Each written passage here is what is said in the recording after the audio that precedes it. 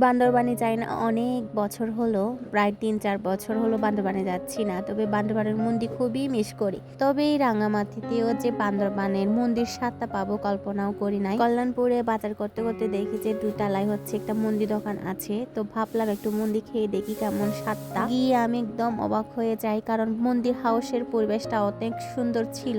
মন্দির হাউসের ডেকোরেশনটা এত সুন্দর ছিল যা বলার বাহিরে। আপনারা হয়তো ভিডিওটা দেখেই বুঝতে পারছেন।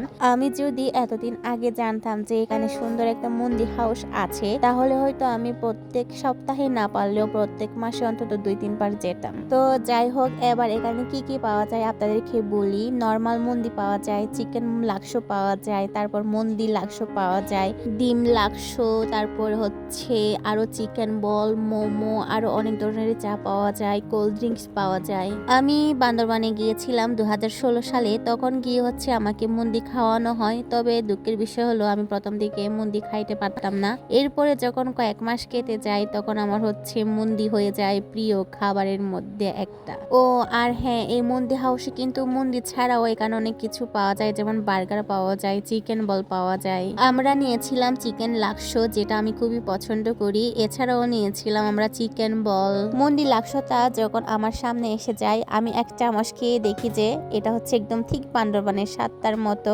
আমি তো একদমই খুশি হয়ে যাই, এত মজা করে খেয়েছি এটা বলার বাহিরে। আর নেক্সট টাইম আমি আবার যাব যখন সময় পাই। মন্দির হাউসের ভিতরের ডেকোরেশনের পাশাপাশি এর বাইরের ডেকোরেশনটাও খুবই সুন্দর ছিল। এর বাইরে হচ্ছে একটা বারান্দা ছিল, যেখানে হচ্ছে ফুল গাছে ভরা ছিল, যেটা দেখে খুবই সুন্দর লেগেছিল আমার কাছে। তো আপনাদের কাছে কেমন লেগেছে অবশ্যই কমেন্ট করে জানাবেন।